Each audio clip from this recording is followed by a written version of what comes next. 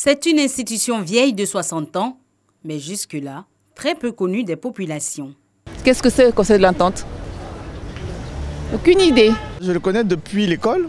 Il est composé de 5 ou 6 pays de la sous-région. C'est une structure étatique qui a pour mission certainement de renforcer, n'est-ce pas, la coopération entre les différents États. Et dire que le Conseil de l'Entente vient de célébrer avec faste ses 60 ans d'existence. C'était le 29 mai dernier. Né de la volonté de 4 pères fondateurs, le Conseil de l'Entente a pour objectif le maintien de la paix et de la sécurité dans son espace, ainsi que le développement des pays membres en vue d'assurer le bien-être de ses populations. Une histoire qui débute en 1959. 3 éléments doivent être pris en compte pour comprendre le contexte historique de la mise en place du Conseil de l'Entente. Le premier élément, c'est la colonisation française en Afrique noire. Le deuxième, la communauté franco-africaine créée par la Constitution de la Ve République française. Le troisième élément, enfin, la querelle dite des fédéralistes et des antifédéralistes. Au départ de sa création, 4 pays membres, Burkina Faso, Bénin, Niger, Côte d'Ivoire, rejoints 7 ans plus tard par le Togo pour former le Conseil de l'Entente. Tous jeunes États, indépendants en 1960, le processus de leur construction va donc débuter avec la création du Conseil de l'Entente. Très tôt propulsée, cette institution connaît plusieurs étapes importantes. Ce que nous appelons l'âge d'or, c'est la période de 59 jusqu'au début des années 90, où le Conseil de l'Entente a mis en place un vaste programme de développement, surtout de développement rural. Dans chacun des pays, il y a eu plus de 6000 forages effectués. Il y a eu un programme touristique avec la construction de réceptifs hôteliers. Il y a eu un programme de soutien aux PME africaines. Il y avait le fonds de solidarité au départ, transformé en fonds d'entraide et de garantie des emprunts du Conseil de l'Entente. Même s'il a aussi connu une certaine léthargie, à 60 ans, l'institution peut encore se targuer d'être l'instigatrice de plusieurs autres organisations telles que l'UEMOA et la CEDEAO. Le Conseil de l'Entente est la source d'inspiration qui a permis de créer les autres organisations sous-régionales.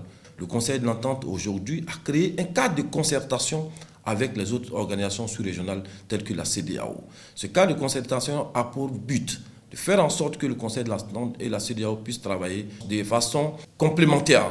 En 2011, au Bénin, un nouveau souffle est donné au Conseil de l'Entente par les héritiers que sont les présidents actuels des pays membres. Une charte est signée, dotant l'institution de nouveaux instruments. Désormais, nous avons repris nos activités et donc progressivement, le Conseil de l'Entente sera connu, puisque nous réalisons des choses concrètes pour les populations. Sans beaucoup de moyens, nous avons, depuis 2013 jusqu'à maintenant, touché plus de 100 localités, quelques 117 localités, soit en forage, soit en électrification par énergie solaire, la construction de collèges, d'écoles, de centres de santé. De 1959 à 2011, l'environnement a changé. Donc les défis qu'on avait en 1959 ne sont plus tout à fait les mêmes défis qu'aujourd'hui. Nous sommes en transition démocratique. Au cours des festivités marquant ses 60 ans d'existence, une semaine durant, l'entente et la solidarité, 2 valeurs qui caractérisent les membres de cette organisation, ont été aussi célébrées. Il y a un sentiment d'appartenance qui est réel dans l'espace entente.